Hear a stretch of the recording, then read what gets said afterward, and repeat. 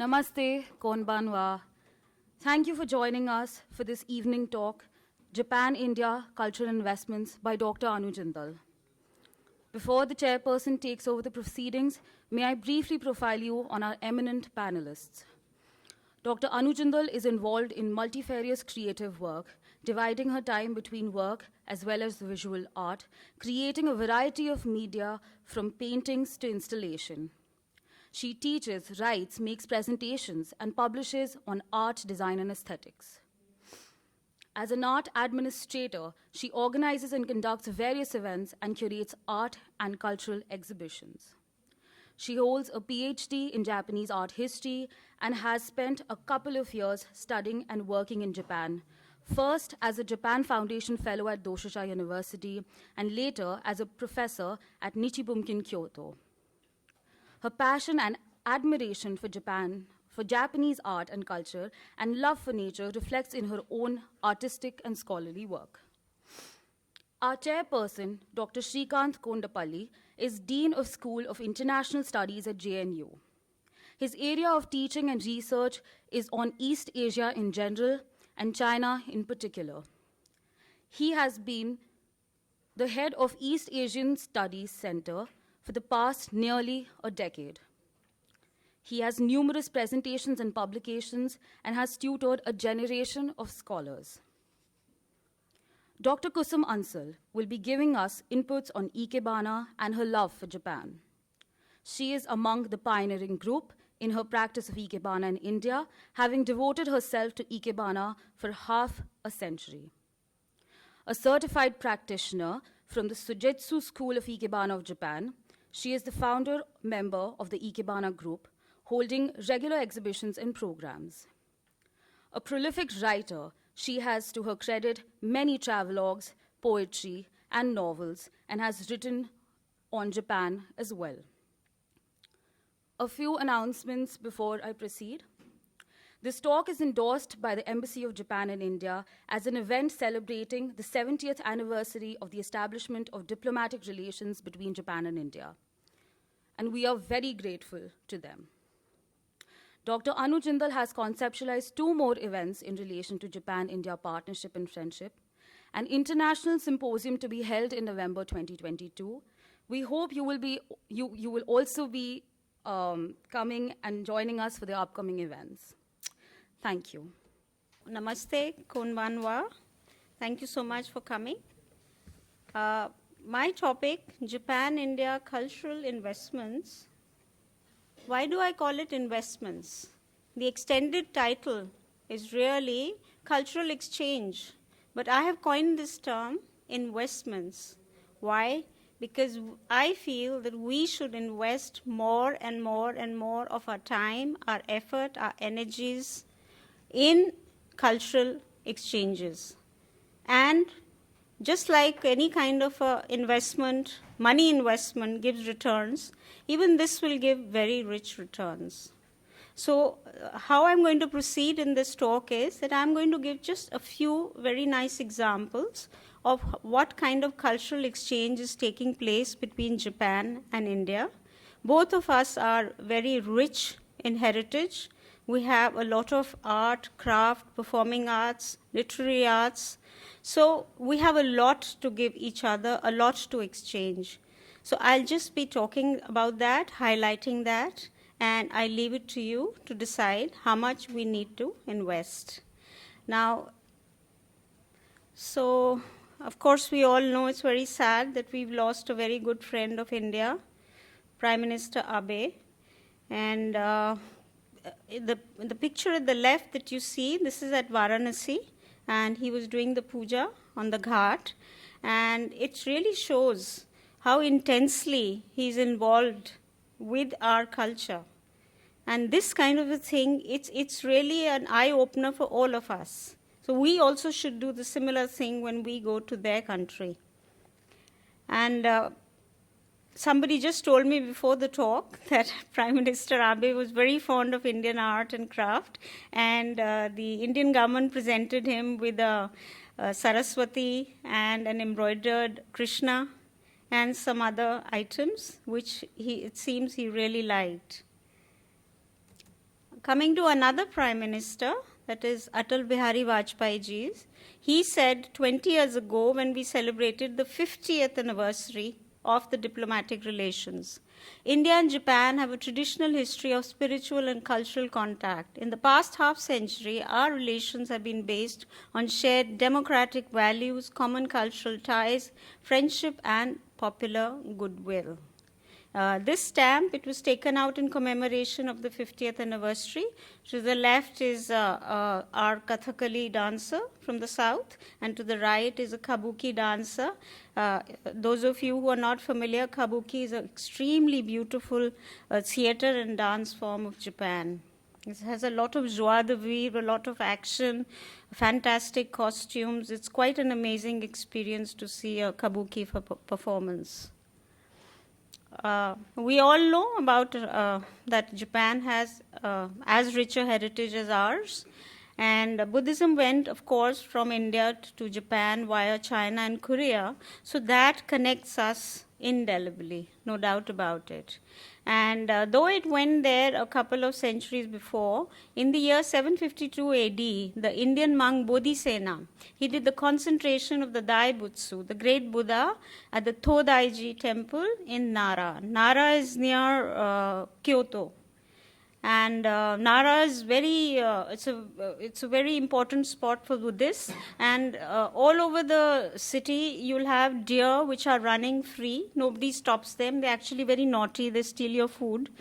And why? Because when the Buddha gave his first sermon, the deer also listened to the sermon. And so the eye-opening ceremony of the great Buddha, there's a very huge Buddha. I don't know if you can make out in this picture. The Todaiji temple's Buddha, and the eye-opening ceremony was done by the Indian monk. Coming a few points only I'll go through about the history. Is like the oldest international friendship body is the Japan-India Association, 1903, and to this day it is functioning. Various prime ministers and ambassadors have been taking care of it. Then Rabindranath Tagore had a very close relationship with Tenshin Okakura.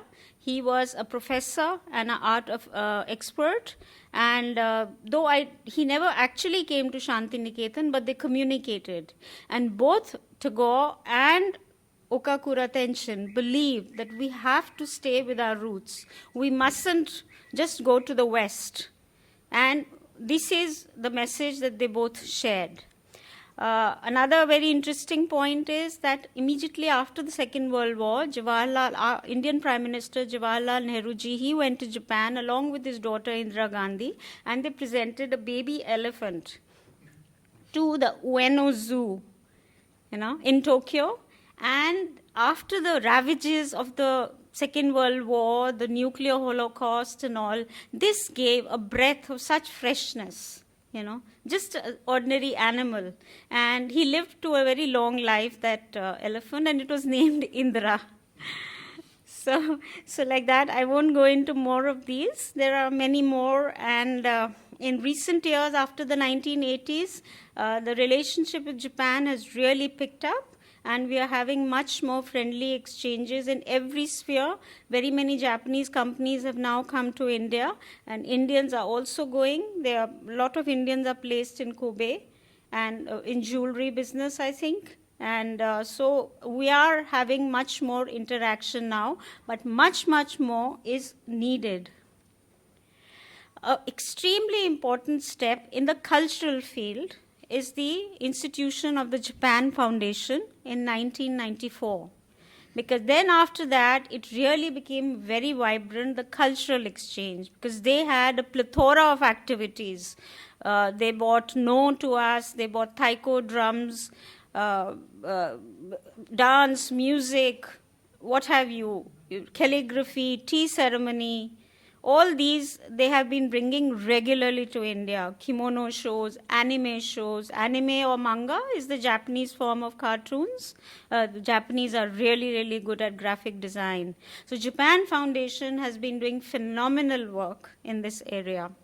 And I am personally very, my personal connect with them is that I was very, very honored to be given the Japan Foundation Fellowship. And so I went to Doshisha University in Kyoto, and I studied there for 9 months. And their first office was in Samrat Hotel, which is next to Ashok Hotel.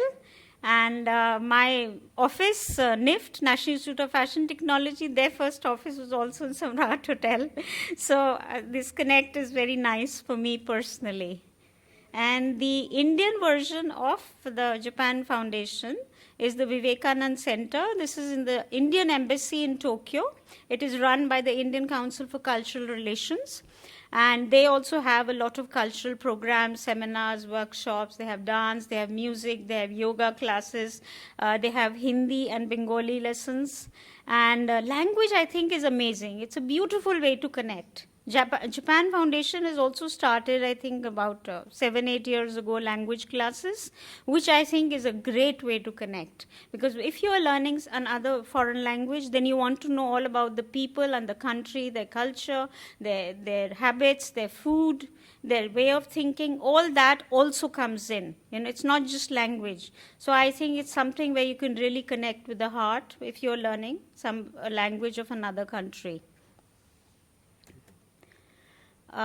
Many Japanese are learning Indian dance and Indian music. They're learning tabla, sarod, sitar, and they're performing. They're running schools. Masako Ono, she's very famous, and she lives more or less in India. I think she lives in Orissa. She's, of course, very famous, but there are very many more Japanese who are practicing Indian arts, performing arts, I mean. So I just taking one or two examples, and Sunanda Mio Ikeda, this is, of course, a beautiful picture of her on the left in front of the Konarak temple, because she's a Odissi dancer. Konarak temple is in Odisha. And she came all the way so far to India, and she learned the dance. Then she went back to her country, and now she is demonstrating the mudras to her people. The picture that you see on the right side, this is in a senior citizen group. She had a session with them, and then after that, she asked them to do the mudras, the Indian hand gestures, and along with that, also the eye movements. And look how happy they all look. So she came all the way far here and then went back so many thousands of kilometers back, and she's taking this culture there, and it's spreading joy. There are many commonalities between Japan and India. Maybe not in a direct way. Maybe the transmission of the culture hasn't happened directly. Maybe it's just the collective consciousness. So many of the festivals that you see, they remind you of our festivals here in India. For example, on the top right that you have, this is a very huge, actually, symbol. It's Dai, the calligraphic, the kanji or the alphabet for Dai. And this is Daimonji. This is the end of the Obon festival. What is Obon? This is paying obeisance to your elders. Those who have passed away, you pay obeisance to them. So this is just like our festival of the Shraddh. We also do the same. For 2 weeks, we also, every day, we pray for our ancestors, and we pray for them to be benign on us. And it's the same with the Japanese. So this Daimonji festival is the end of that particular period, when now they're saying bye-bye to their ancestors. And I think about 5 of these fires are lit around Kyoto. If you are not familiar with Japan, then Kyoto is the cultural capital of Japan. It's replete with culture. There are about 2,000 temples that they have there. And they have not allowed, I think, the metro to be built on any large scale. Like Tokyo's got it crisscrossing all over. But Kyoto, they've not allowed because they don't want the natural landscape to be disturbed. Coming back to the festivals, on the bottom right that you see is the Gion Matsuri. So this is the chariot festival.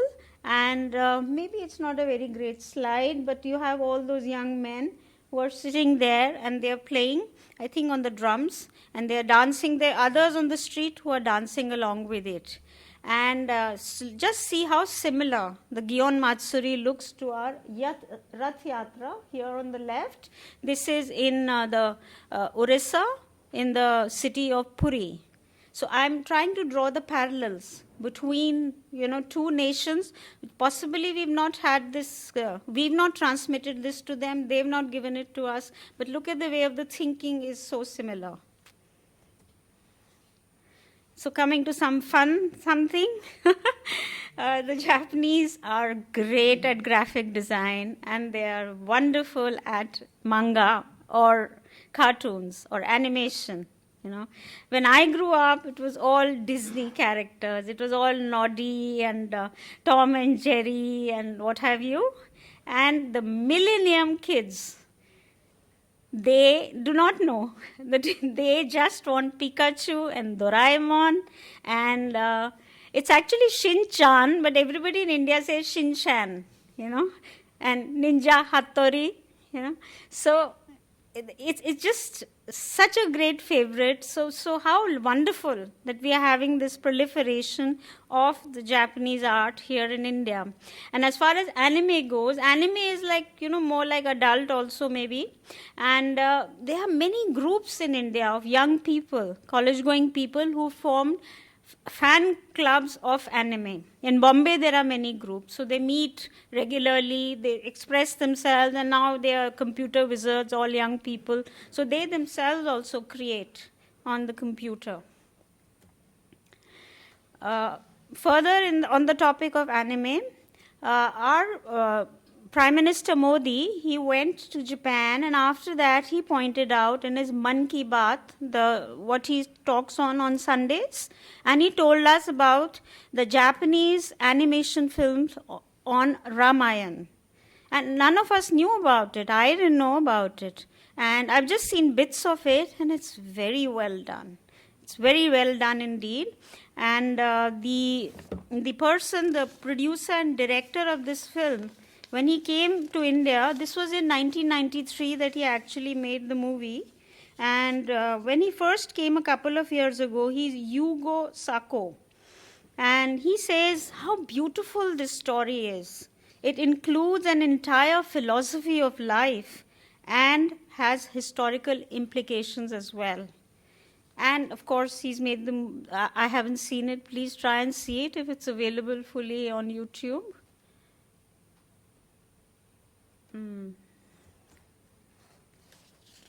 Coming to the commercial aspect, Japan is now showing up in our retail and fashion industry. We have the Good Design exhibition, which was started in 2011. Right at the bottom, what I've written is Japan Good Design exhibition. And this was instituted by the Japanese office, the Ministry of Economy, Trade and Industry, along with FICCI, the Federation of Indian Commerce and Industry, and with inputs from NID, Pradyuman Vyas, he gave his inputs. And the idea of this, the slogan of this was, good design is good business. So, of course, any kind of a lifestyle product, they have appliances, they have bikes, they have lifestyle products, they even have machinery, whatever.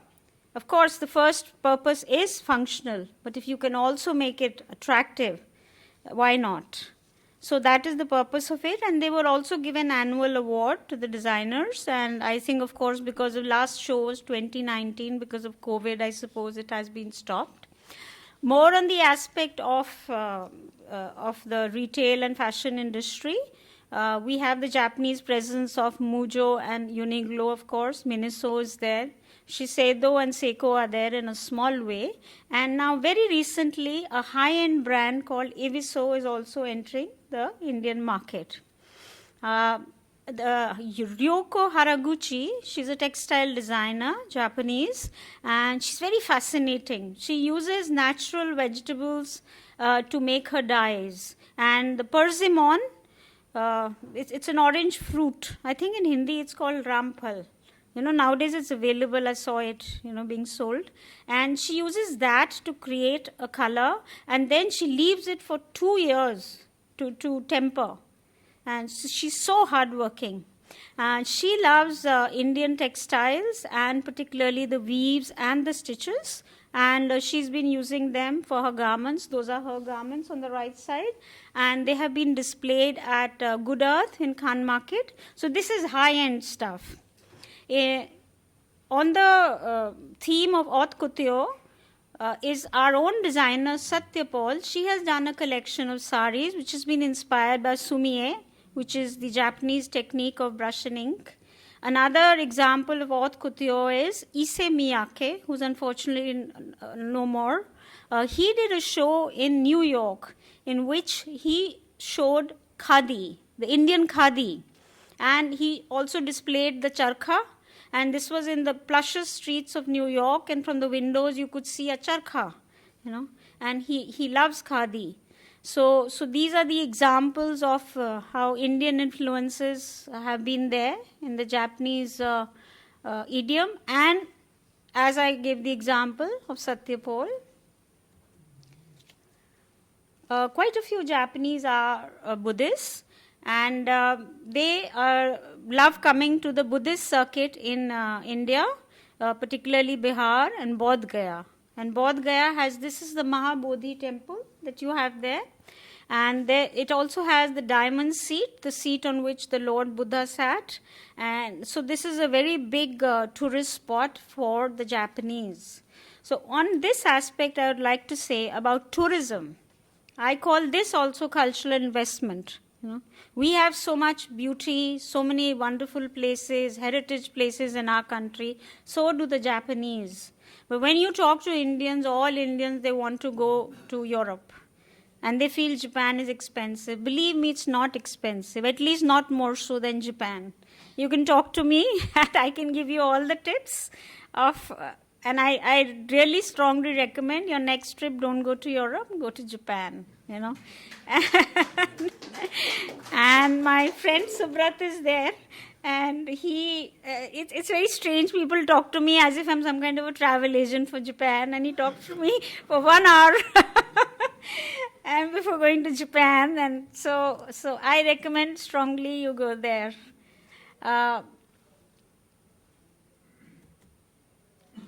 More on the topic of Bihar, because obviously if you'll go there, then you'll be interested in what else is happening around. So I'm giving one example only. Japanese are very generous in giving grants to India. Their government is very generous. In the metro, that they have contributed the bulk of the money at some minuscule interest rate. And now the Shinkansen, that's also coming to India.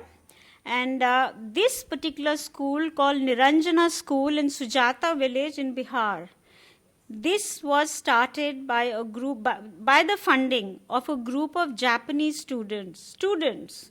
They worked with an NGO, and whatever money they collected, they contributed this, they donated this to start this school.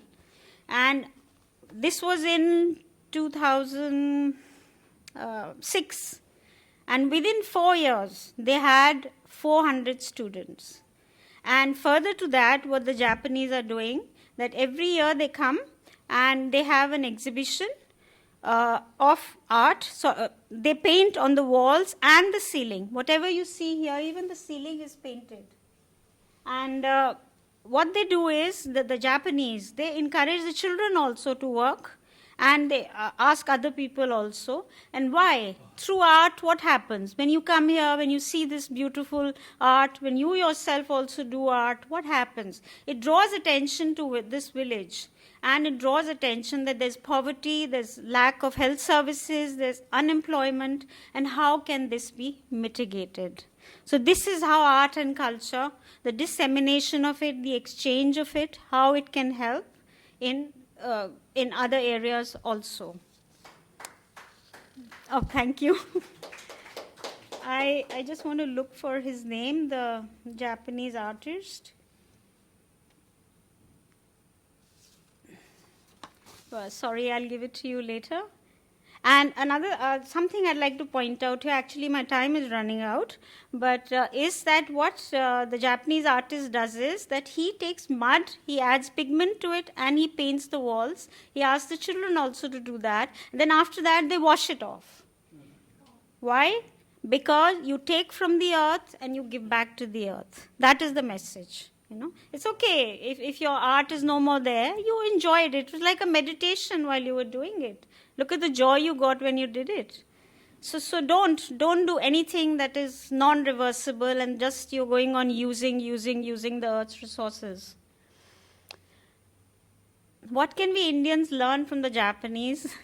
A lot of things. For me, anyway, I love nature, and so the Japanese absolutely adore nature. The 4 seasons is a theme which runs into every area of their lives. In paintings, you will have a series of 4 paintings, the 4 seasons. It's a very, very popular theme, traditionally, of course, and even in contemporary times. And in different seasons, they have these flowers which are blooming. And of course, we all know about sakura, which is the cherry blossom flower, which happens in about April. And it's just there for 15 days, And the very fact is so beautiful. And then it goes away so quickly. It's telling you about the transience of life, how changeable life is. And just enjoy the moment, those 15 days, don't think so much, So everything is replete with philosophy there. And they sit under these, the one below here, this is Nijo Castle in Kyoto, and this is night lighting of sakura. I'm sorry, it's not a good photograph at all, but I thought I'll show you because how people are coming and enjoying. And they sit under it and they have their picnics, they have their barbecues, much like we have our Diwali melas. It's jam-packed. You're sitting neck to neck with shoulder to shoulder with people around you.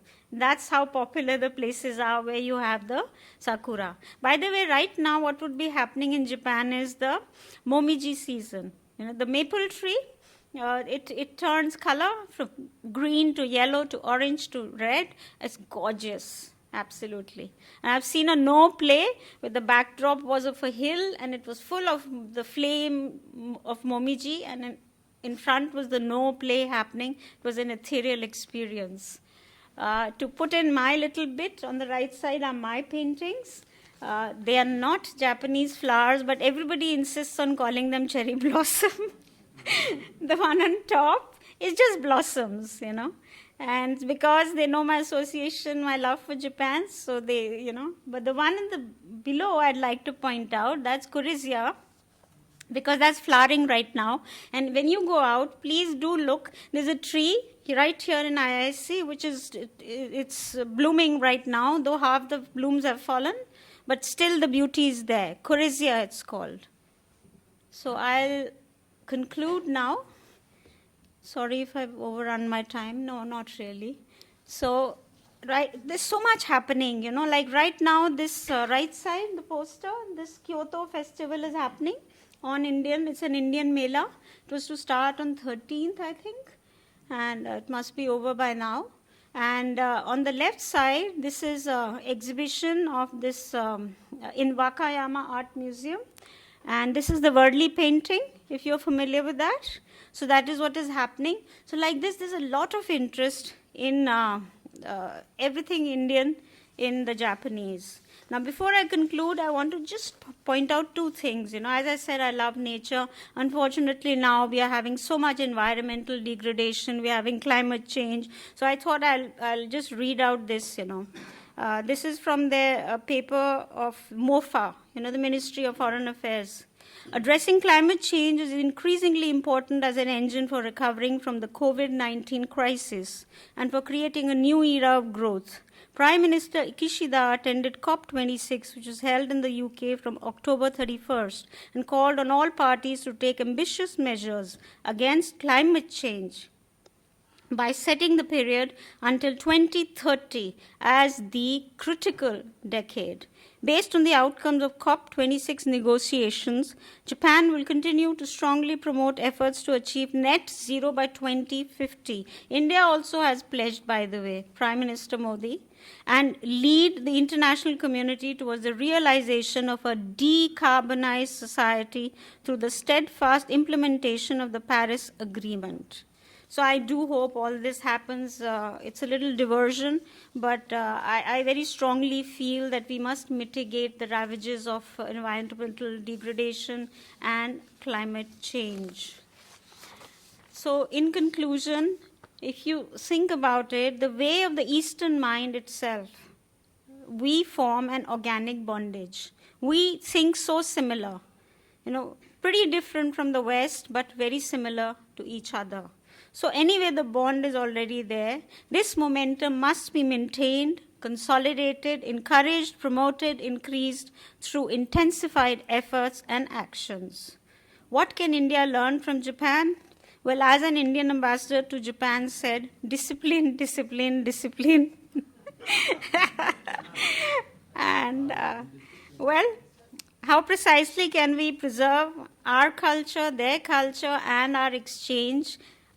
This talk was to prod your mind and to your curiosity and you to give ideas.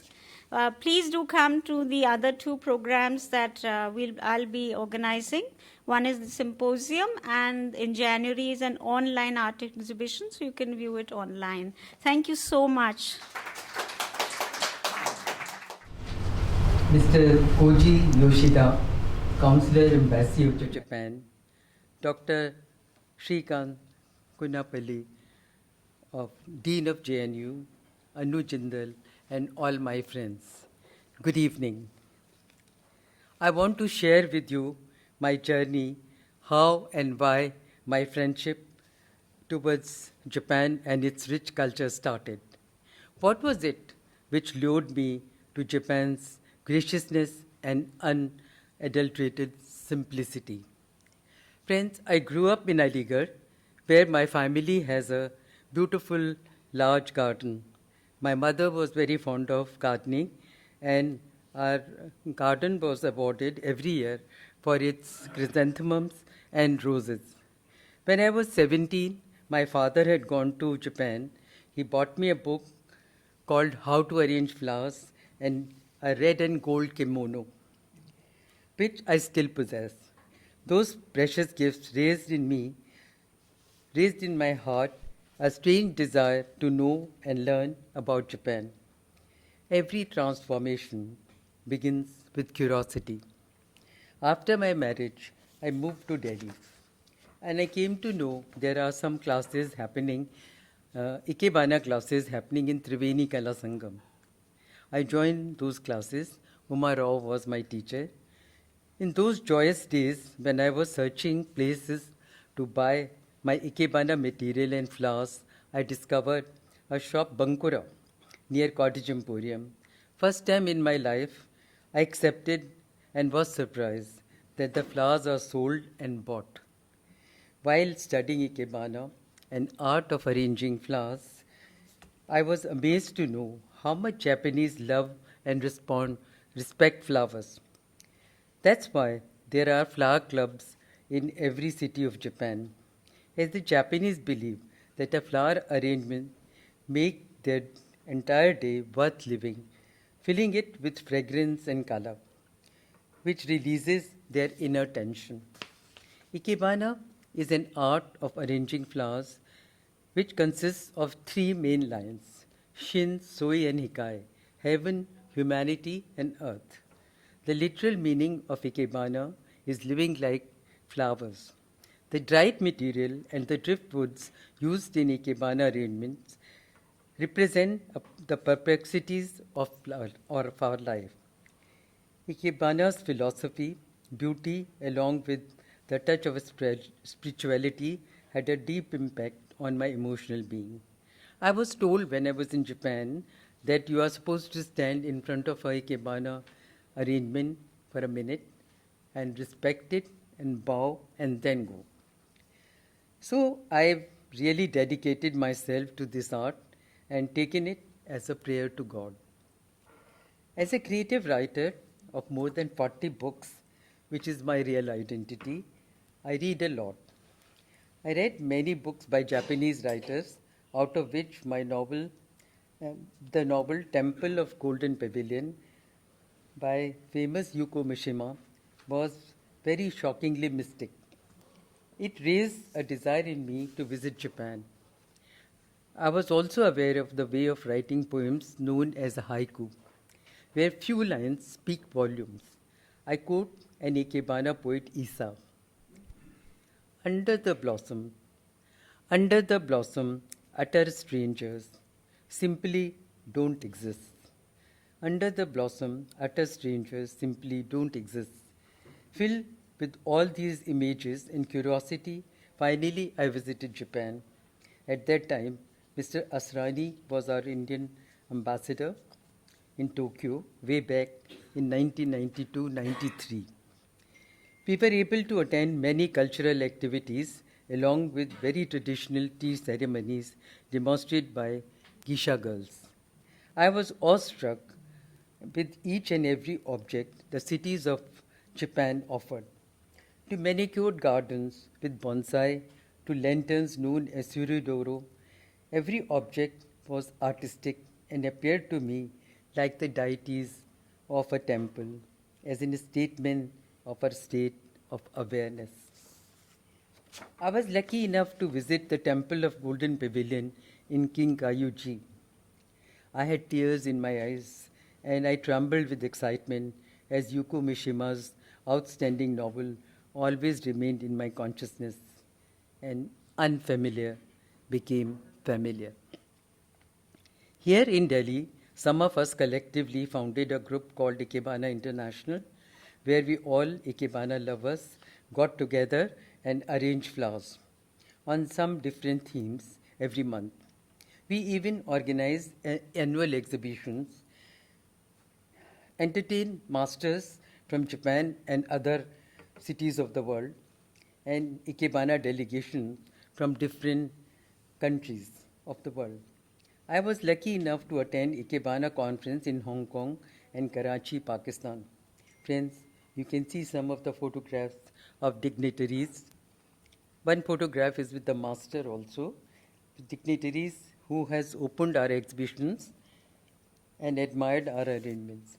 You can see Japanese ambassador's wife and Mrs. Saida Ansari, our former vice president's wife and famous artist Satish Gujral.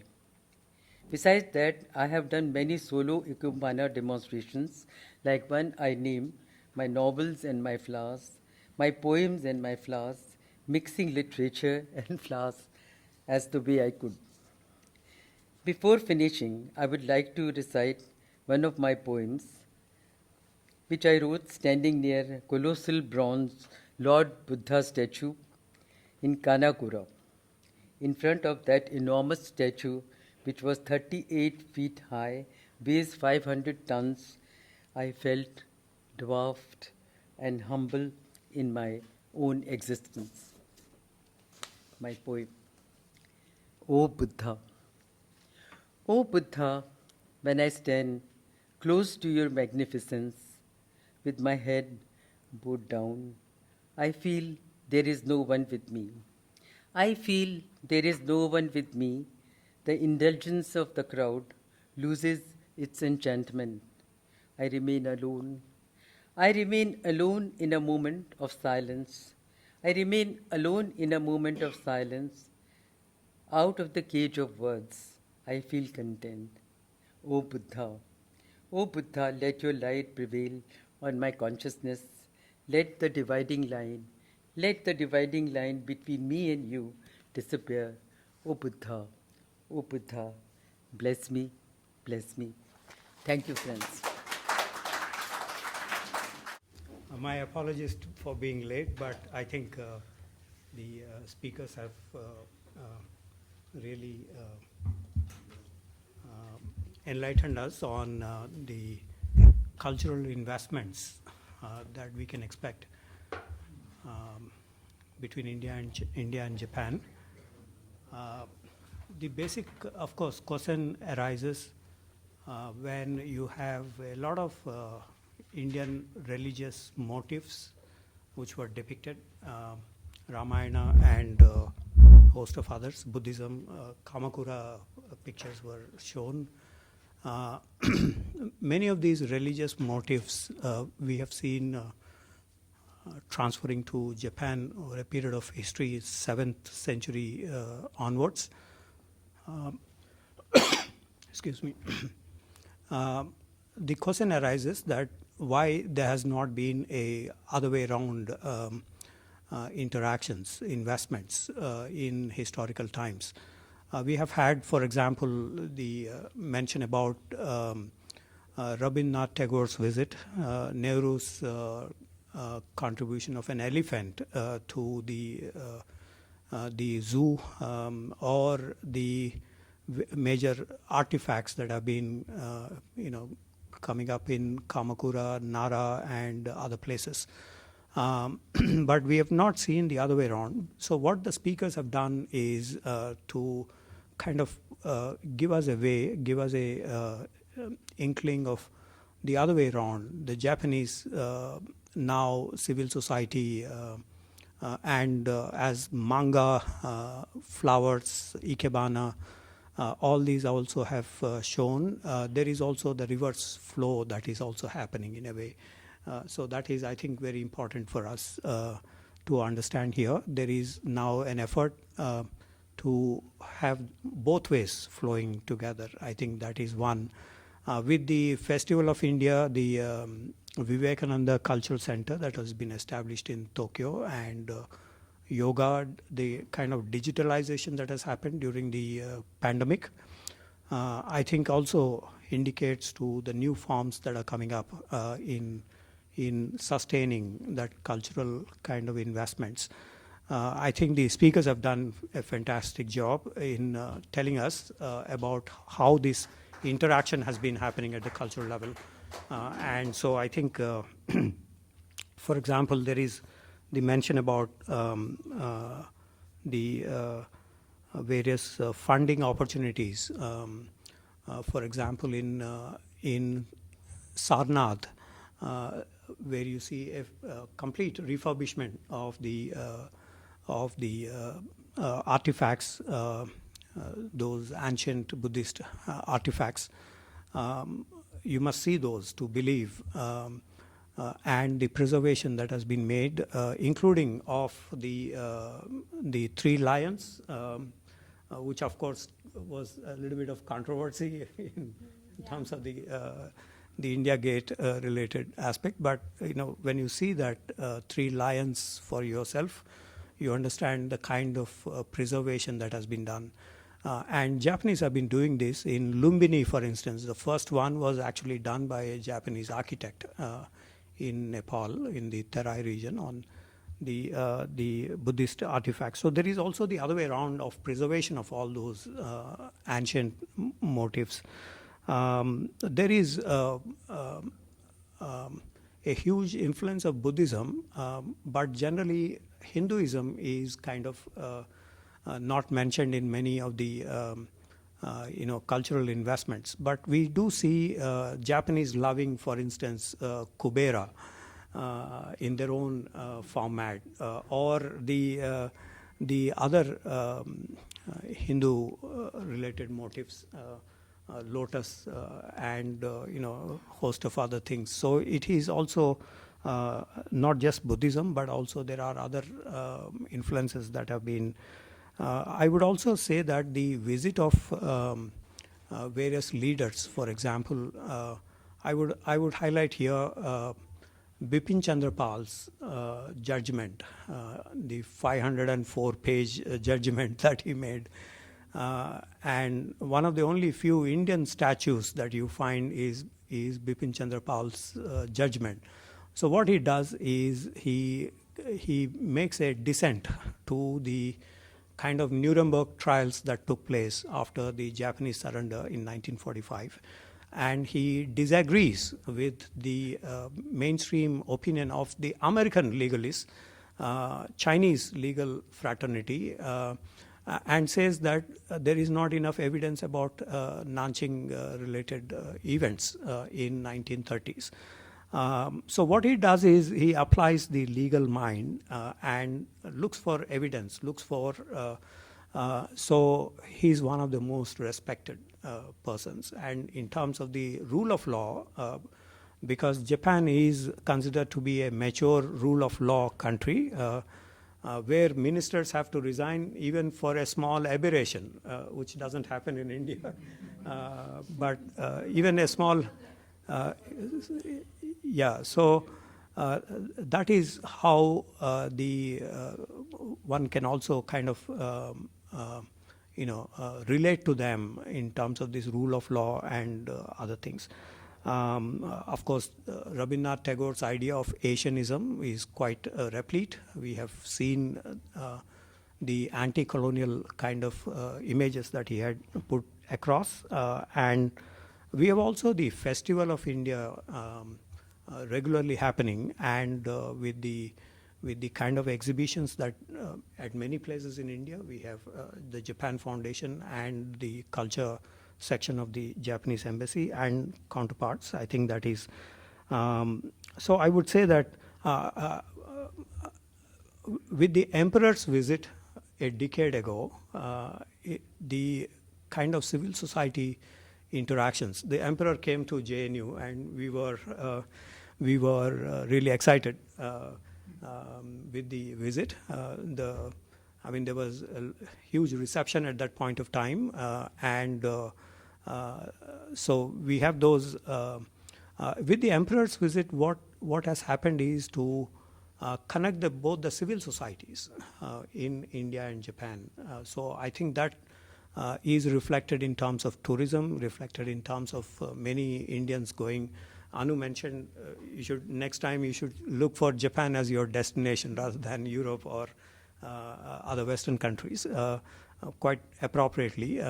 So the emperor's visit also contributed to this, give and take between the two, and increasing the interactions in the last 1 decade that we saw.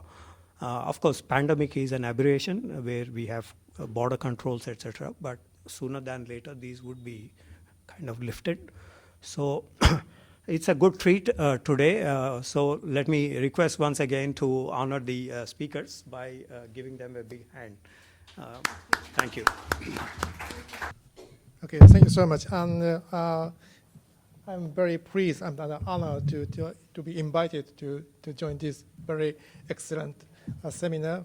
Thank you very much for Dr. Jindal for your excellent presentation from the academic point of view, and thank you for Mrs. Kusum Ansal. So I love your poem, and thank you for the Dr.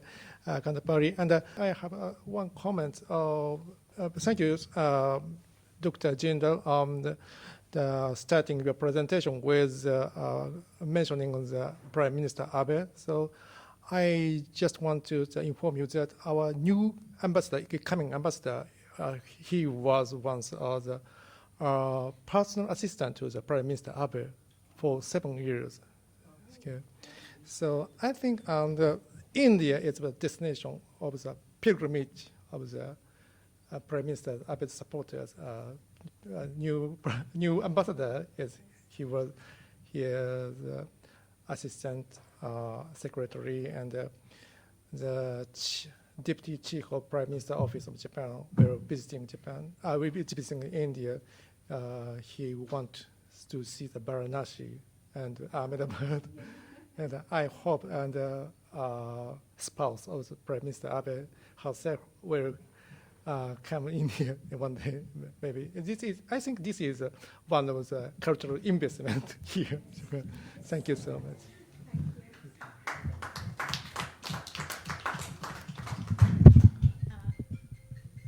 Yoshida-san is the culture attaché in the Embassy of Japan.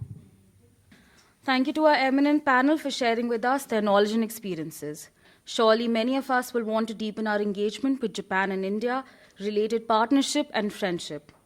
I once again thank IIC for hosting this program, Japanese Embassy for their endorsement. Thank you all for taking our time to attend this talk. We hope you enjoyed this session and hope you will attend the future events. Before I conclude, we have a visiting book and a card bowl in the middle. So it would be lovely if you could please fill up your details so that we can keep you posted on the upcoming events. Thank you.